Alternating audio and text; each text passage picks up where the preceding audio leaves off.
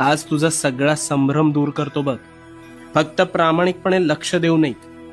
मला सांग, आंब्याच्या झाडाचे बीज रोवून सफरचंदाचे झाड उगवलेलं तू ऐकलंयस का कधी? नाही ना.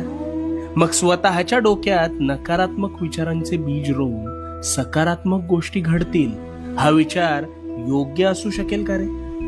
कदापि नाही. पण हेच घडतंय तुझ्या बाबतीत.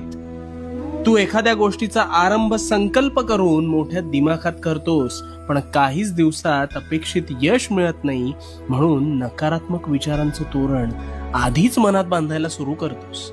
आणि मग गोष्टी मनासारख्या होत नाहीत, म्हणून कायम रडत बसतोस. नकारात्मक विचारांचं ग्रहण लागलंय रे तुला.